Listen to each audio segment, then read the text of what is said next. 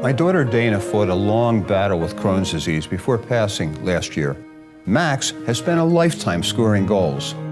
It's our goal to help the Crohn's and Colitis Foundation find a cure for this horrible disease, so no one else's child has to suffer like Dana did. Crohn's disease and ulcerative colitis may be unfamiliar to you, but there are currently over 3 million Americans suffering from both. Join Max and I in scoring our goal to find a cure.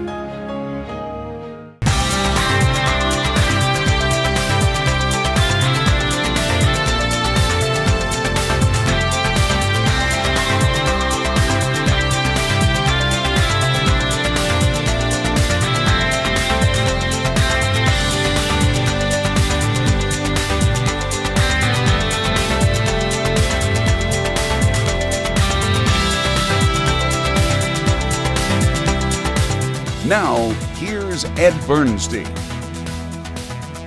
Well, the election is getting closer and closer, and once again, I can't tell you how important it is to elect competent district court judges and Supreme Court judges here in Nevada.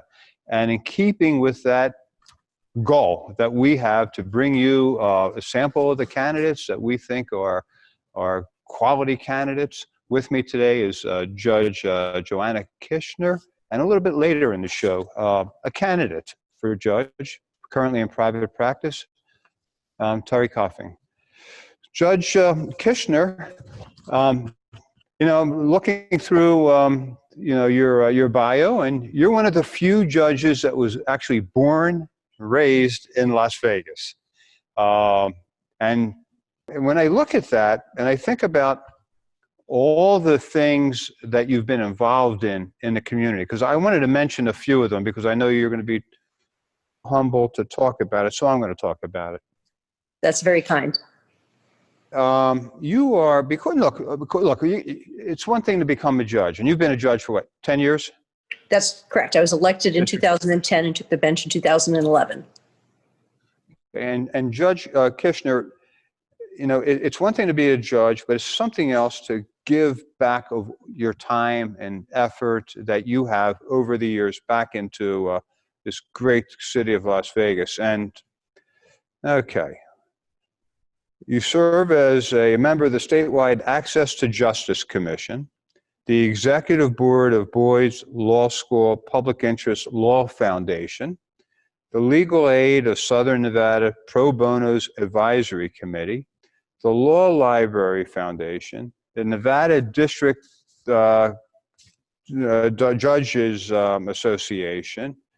I know that you were a nominee for your firm when you were in private practice for your firm's nationwide pro bono award due to your immigration pro bono work and helping youth who had escaped gang violence from Central America and seeking asylum, which is a thing very close to my heart, as we're sponsors of the UNLV immigration clinic that does exactly that kind of work here in Las Vegas. And look, and in law school, you are so active doing so many things for communities where you went to law school. That's a lot of work. That's a lot of work. I mean, I know district court takes up, at least 8 to 12 to 15 hours a day of work. Plus you have these other extracurricular activities. How do you keep up with all this? Well, I'm very fortunate. They say you give a busy person things to do and they get it done. And there's 24 hours in a day. For me, the public service component is very, very important. So I make time for it. I do it early morning, late evenings, nights, weekends. And finding this balance, you have your family, son. It's not easy to find the balance for all this. Is this something you've always wanted to become, a judge? Honestly, yes. I kid people, but it's actually true. Is in my high school yearbook, people put that I'd be a lawyer and be a judge. Some of them, I grew up, like you mentioned, here in Las Vegas. I went to Clark High School, and we did something called Senior Wills, and you talked about different things that people would be, and you had people mention that I'd be a lawyer or a judge, and same thing in my yearbook. I'm fortunate that my father, may he rest in peace, was a lawyer. I grew up with a lot of people in our community, even such as yourself. You may or may not recall that in the 70s, you did a law post. And so I went to that law post. And it was just great attorneys such as yourself, Sam Lionel. There's just a lot of individuals. And so I knew I wanted to do public service. So for me, it wasn't a matter of if I would do public service and be a judge. It was a matter of when, because I wanted to have the broad-based experience, have over 2 decades of experience before I actually ran for judge back in 2010. And what differences do you see between 2010 today? And I'm not really referring to the COVID-19. I mean, obviously that's abnormality that interferes with everything. But just in general, I mean, the bench has changed a lot in the last 10 years since you were first elected. That's very, very true. In fact, our seats 26 to 32, first came into existence. I've been the only judge in Department 31 since it was first created. Some things that I've seen as changing is our legal community has really grown. It's grown with a lot of people coming in from different states with second bars. With having Boyd Law School as a wonderful resource, a lot of people are staying here in the community, so we're getting more lawyers. From the court standpoint, we're really adding a lot for technology to try and increase the access to justice, which, as you mentioned earlier, is something very, very important to me. You know, one of the things that has developed out of from COVID-19 is doing what we're doing. You know, just being doing a Zoom meeting on a computer. Do you anticipate this becoming a permanent situation with court hearings, at least this court hearings, where you get chambers and not have to courtroom just deal with some of these preliminary matters? I think we're very flexible. One thing I really tried to do in Department 31 is be flexible. Even before COVID-19, we would do some of our hearings remotely. We would allow witnesses. I've had a witness for a trial from Japan, through an interpreter, come in through audio visual. So that's something that we've been developing and trying to increase, and I do see a lot of it staying. Now, the jury trials will come back, and the bench trials, and most people want to do those in person, which is fine. But for hearings, we found a lot of positive feedback. I don't know, attorneys such as yourself, the time coming to court, although you don't really, since your office is so close, but a lot of people that drive to court, the parking, and then the ideal aspect now of being able to do things remotely has had a real positive impact as far as getting things taken care of more efficiently and more effectively, as well as the fact of orders. The orders on decisions, as you know, you now submit electronically so they can come back. We get most of our orders returned within the same day. Now, I wanted to also ask you about jury trials, because one of the things I don't really feel works well on over Zoom is a jury trial. Now, I know some places around the country, they have tried it, but I always felt that there's a certain advantage for a juror to just have eyes on the parties and, you know, and see how they act in a courtroom and, you know, intuitively, you know, make some, you know, make some decisions based on that. And so far, we've not tried a jury trial remotely. There's been some bench trials that have happened remotely. A bench trial is when a judge actually makes all the rulings and decisions. In a jury trial, the jurors, the members of our community, are the finders of fact. And so for jury trials, we're going to start back up with some criminal trials because there's certain constitutional issues that need to get taken care of first. But the hope is to have the jury trials in person, end of the year, beginning of next year, and maybe even some a little bit sooner, depending on, because we have to balance our community's needs, and we have to seriously balance the health issues with the idea of people doing their constitutional jury duty and ensuring that the litigants get their cases speedily put to trial. So we're really trying to balance everything, but I would concur with you that I think we're heading more towards the idea of keeping them in person, unless somebody really wants to try and do a virtual jury trial. And if they do, I'm flexible, I'd try it. What's been one of the more challenging things for you as a judge? Well, I think for everyone, this recent last couple of months time period during COVID has been challenging for everyone because you have to take into account we are individuals that need to continue to get our work done. We want to make sure, justice delayed is justice denied. So we want to ensure that the cases keep moving forward. We want to make sure injured individuals get taken care of. People who have disputes on businesses have an opportunity to have resolution. So we need to move those forward. At the same time, we need to ensure that people are taken care of from a health standpoint. So that's been very challenging. these last couple of months. Before COVID, I would say one of the biggest challenges really has had is trying to ensure that the court is having appropriate access to justice for all litigants. And that's something I spend a lot of my non-in-court time trying to help people who are either economically disadvantaged or have disadvantages of other bases, make sure they have adequate access to the courts, and also work hard to try and get various attorneys to volunteer pro bono, so that many civil attorneys, when they volunteer pro bono, then the litigant has somebody there in court to help them with their case. Your father was one of the pioneers in Las Vegas, having created one of the first shopping centers on Maryland Parkway and Twain. Yes. What can compare to Maryland Square? Right? So you really have been here from the beginning, because so many of our viewers, the older people my age, are going to remember Maryland Square. Those younger may not, but it was, it was one of the first shopping centers, probably the largest shopping center at the time that we had in Las Vegas. So as a child, you must have been wandering through a Wonder World department store that we had there, and going through different kiosks.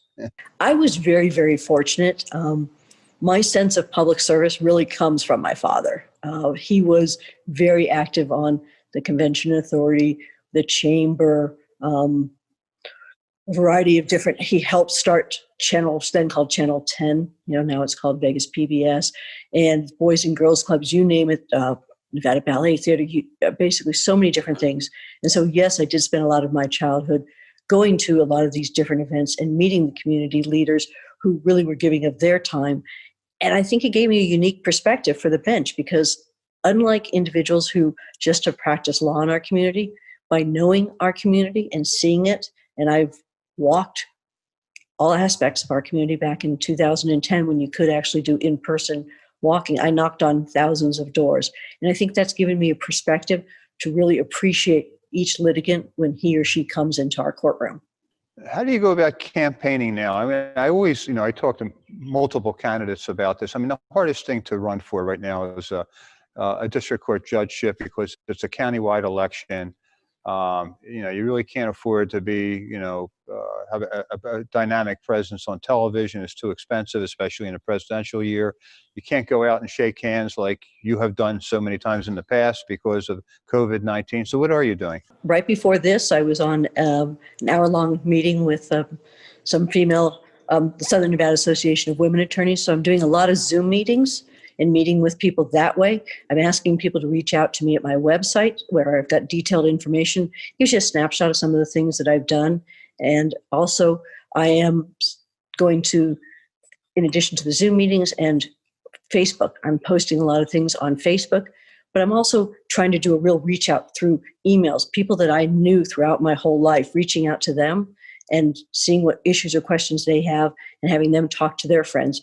And humorously, last weekend, I actually had two of my school teachers. One was my second and third grade teacher who lives in Moapa, reached out to me and Facebook friended me. And also one of my high school teachers who no longer lives here, but after 43 years teaching schools, now back retired in New York, wishing me luck. So while the virtual aspect has been difficult, really just reaching out to a lot of grassroots people and answering all sorts of questions. I filled out a lot of different surveys people have asked me about. So really trying to give people as much information as they really wish to have. League of Women Voters has had various events. And so I go to all of those. I'm very, very active.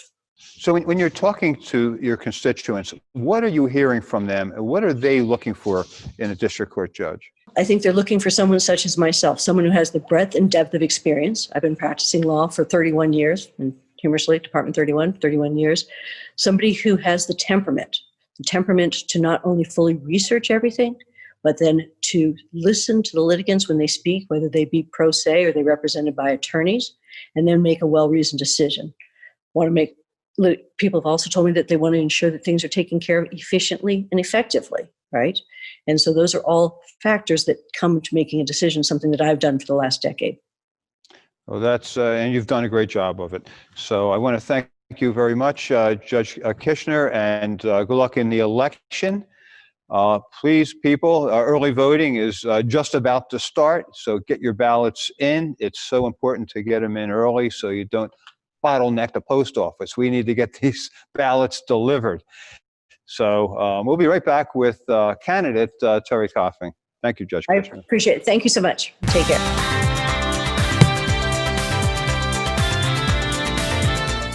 My daughter Dana fought a long battle with Crohn's disease before passing last year. Max has spent a lifetime scoring goals. It's our goal to help the Crohn's and Colitis Foundation find a cure for this horrible disease, so no one else's child has to suffer like Dana did. Crohn's disease and ulcerative colitis may be unfamiliar to you, but there are currently over 3 million Americans suffering from both. Join Max and I in scoring our goal to find a cure.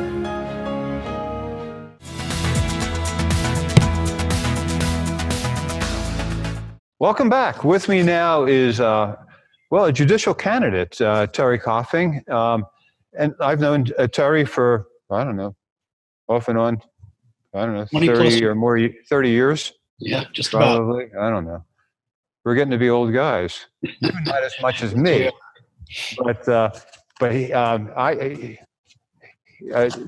Terry Coffing has worked for one of the heroes, or my heroes, in the court, in district court, Jack Lehman, who's no longer with us. But he was an incredible human being, judge, and I'm sure a great mentor to you, Terry. He was. I learned so much from him, sometimes in a tone that may not have been the most friendly, but you remember he could have a temper, but he always came from a position of love, and his dedication to the job was inspiring. So after being an attorney, for approximately 30 years, what is it that motivates you to run for a district court judgeship? Well, I can say this with all sincerity because when I was a child growing up in Minnesota, I wanted to be two things. One, like every kid in Minnesota, I wanted to be a pro hockey player. Two, I always wanted to be a lawyer. And when I was 14, the coach put his arm around me and said, "Kid, you better think about that lawyer thing." So and I was one of those guys in law school that just loved the process and learning how to think and what lawyers do. And it came to me that being a lawyer is a progression. You start as a student, you become an advocate. At one time, I think most of us want to be a jurist and then maybe a teacher. And I think that is the progression for a full legal career.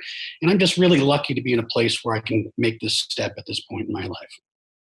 You had a lot of options. There's a lot of court departments that are running for election this year, but you chose to run in department number 5. Why? Well, Department 5 is a little unique. It has a split docket. It is civil, criminal, and drug court. And you mentioned Judge Lehman. He started the drug court program here in 1992 when I was his law clerk. And I was fortunate enough to be there for the first graduate and the first session. And so it's always had a soft spot in my heart and something I wanted to give back to.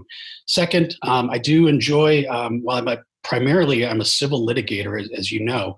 I did spend a fair amount of time doing criminal work in my younger years. And so I have the experience there as well. And I think that makes this department unique, and it makes me unique as a candidate, I think. You like having all these different options of practicing. The discipline, yeah. I mean, I think I can do well at all three of them. So are you now hopefully you're a Golden Knights fan and not a Minnesota North Stars fan now? Well, I was in Minnesota when they were the North Stars and they moved to Dallas. So I love watching the Knights. I'm a big fan. Yeah.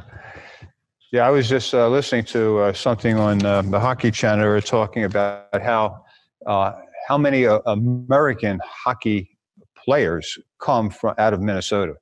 It's like the number one state. You go back to 1980 and the Miracle on Ice team, 17 of 24 were from Minnesota. So not that I counted, but yeah. But do you still play hockey? What are you doing when you're not practicing law and running for judge? I gave up my skates about 3 years ago after, the last 40 stitches, broken bones, concussions. It's a young man's game, and I've kind of given it up for the time being. But in my spare time, I'm an auto enthusiast. I'm a horrible golfer. I love viewing and collecting certain artists and artwork, and spending time with my family. I've got two wonderful kids and a wife of 32 years, so we spend time together. I know that you've been involved as an attorney in some very high-profile cases. Is there any one case that stands out to you when you look back on your career? There is, and it's been special to me. I represented this young family, the Kitchners. They were 20-year military veterans, both of them. And the day they retired, they joined the reserves. They were raising their kids in a little condo, two-bedroom condo over in North Las Vegas. Jerry Kitchner, he got called up into active service in Desert Shield and was posted down in Tucson. He's an F-16 mechanic. His wife joined him a couple of weeks later, and they left their condo locked up, safe and sound.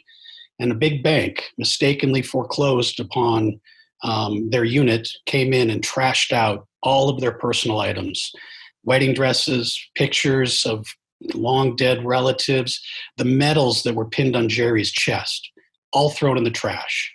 I took that case to trial, and it's now the seminal case on punitive damages in Nevada after we won at district court and on appeal. The Kitchener family was so special to me, and what happened to them was so wrong. Yeah, yeah. I mean, it's cases like that that really make you proud of being an attorney. They do. But just a point of information, when you lose those medals or like that, are they replaceable? They are, and that was ironically what the bank argued. For $30, you can go get a new medal, but you can never have the president pin it on your chest again. Right. And that was really lost on the bank, and they kept making those arguments. Well, that's $30. The picture of your dead grandparents, we'll give you $10 for that. The jury gave us $3.5 million. Wow. Look, you really know your way around the courtroom. You've appeared in front of a lot of judges. What are the qualities that you strive to become as you're, hopefully going into a judgeship? Well, one of the things I think I bring is a work ethic. I've always worked hard in my life, and I'm going to work hard at this job. Two, I'm decisive. I'm going to make a decision. To me, no decision is worse than a bad decision. And so I can assure you that you're not going to see things under advisement for 4 months. You're not going to have me waiting. You're not going to be waiting around for me to sign orders. And so I like to think efficiency, consistency, and transparency is what I plan to bring to the bench. And what's been your experience during this campaign? I mean, it's a very unusual time to be running in any election. And here you are running in your first one in a COVID-19 environment. Boy, it's been strange. There's not a lot of typical campaigning to do. So we're concentrating social media and name awareness, and doing things like this is a huge help. And of course, going through all the endorsement process, been fortunate to get all the major endorsements: firefighters, law enforcement, culinary, AFL-CIO, every big union and organizations endorsed me. That's been a big help in getting the vote out. Right. Because it's so difficult to get your name out there with so many different candidates running for these judgeships. It is. It's quite a task, and it's something that I hope to work to change. There's no reason why we should have 52 departments all being elected in the same year. That's just my personal opinion, but it's just so hard. You get lost in the mix, and the average person doesn't have the ability or the resources readily available to evaluate the candidates. And I think that's starting to change as well. Mm-hmm. Your children have any appetite to get into law? My daughter went to Faith like yours and was 4 years on the mock trial team. And I used to go to her practices and some of her competition. And she made it very clear that Dad's opinion was not welcome in that area. So I don't think so. No. And how's the experience for your family while, running for a judge? That's a really good question. My wife's been invaluable. She's acting as my bookkeeper and informal manager, and my son was away at school for part of the year. My daughter's away at school in California, so they've been a little bit insulated from the process, but they've been very supportive. But trust me, you can't describe the experience until you do it. You've run for office, you know what it's like. That's why I won't do it again. But I mean, but look, it's hard because these are countywide races. These judicial races are, you're trying to reach 2 million people, Correct. and it's not easy. It's hard to buy television time. It's hard to get a message out, and people are not familiar with judges. In fact, when you're in private practice, I'm sure all the time you're approached during election years by clients and friends. Hey, Terry, who do I vote for? Because Yeah. Oh, I get that call like you do every year, and I'm happy to give my 2 cents. And I'm hoping that my colleagues such as you will use my name when you get that call as well. And what's happening at the law firm? You have your partners are running for judge, right? I've been one of my partners is mostly retired, and he is running. Yeah. And but I've been planning this for 3 years, and so I've kind of gave up the managing partner helm 2 years ago so I could help my successor along. And between the firm and my family, we've been planning for this, and so we're ready. It's the initial shock is worn off long ago, and truth be told, half of them probably want me to leave anyway, so we'll just leave it at that. After appearing in front of so many judges so often in court, what would be you consider a pet peeve of yours as an attorney when you're trying just commenting about a judge, remarking about a judge? That's a good question. I mean, you talked about. The things you talked about, is making decisions. That would be my pet peeve. Yes. It's like, and you said it very eloquently that that no decision is worse than a bad decision. People need to be able to go forward with their lives, and being held in limbo, waiting for court decisions, is a horrible experience. Not only waiting for decisions, waiting for trials. And I've done a lot of jury trials like you, not as much as you, obviously, but getting to that trial date is hard. We have a 5-year rule. If it takes you 5 years to get to trial, your case could be dismissed. I think that's unacceptable. So moving the case along, because quite literally, these are people's lives. If it's a big personal injury case, or a case involving the family business, you need decisions. Time is money, and you need to be able to move things forward as quickly as and efficiently as possible. Yeah, we have about a minute left, Terry. Make the case why somebody should vote for you. Sure. I think in this particular race, I'm by far the most experienced candidate. I have experience previously being a judge. I've been a judge pro tem for 12 years. 7 years I worked as a tribal judge for a federally recognized tribe. I'm the only candidate in this race with civil and criminal experience. I've done 2 felony criminal trials, numerous appeals, and concentrating mostly on big civil litigation now has been my specialty. And we're going to see a lot of that in this court. Thank you so much, Terry Coffing, and good luck. Thank you. You did a great job as an attorney. I'm sure you'll do a wonderful job as a district court judge. Thank you for the time. I appreciate you being on your show. Thank you.